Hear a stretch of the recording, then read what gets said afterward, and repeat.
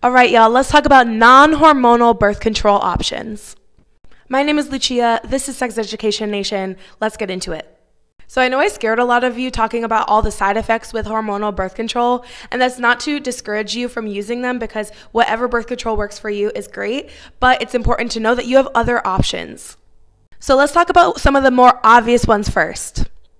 We have the withdrawal method, which perfectly used, it can be 96%, but typical use is 80% effective in preventing pregnancy. As a sex educator, I would not recommend this, but live your life. And then, of course, we have contraception like condoms, which can be perfectly used and go up to 98%. Unfortunately, though, there's a lot of human error when it comes to condoms, so definitely be careful with that because there's a lot of people who get pregnant with those. We have the copper IUD, which some of you might know is my personal fave, just because I've had a great experience with it, but some people have not.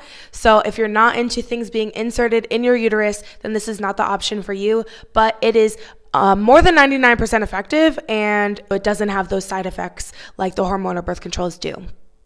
And then we have tracking your cycle, which is the Natural Cycles app, which you can use to track your cycle, and then also Standard Days method or the fertility awareness-based method. Now, how do these work? Pop quiz. Which part of the cycle is the part where you are the most fertile and likely to get pregnant? If you said ovulation, you are correct. So what the fertility awareness-based method does is track ovulation. You should not participate in activities if you are ovulating.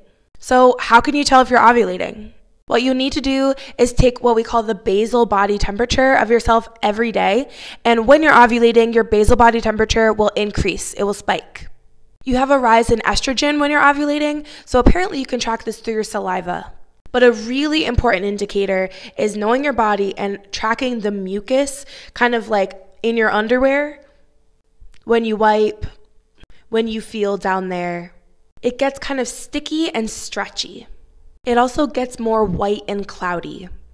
Personally, I think this is the most natural method of tracking your cycle, but I would not recommend it for everyone. If you're someone with a high drive, this might not work for you because you might not be able to avoid having activities during that time of the month.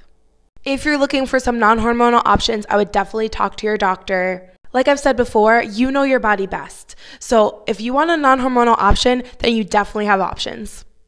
I hope this helped. Make sure to let me know if you have any other questions. And remember, safe sex is the best.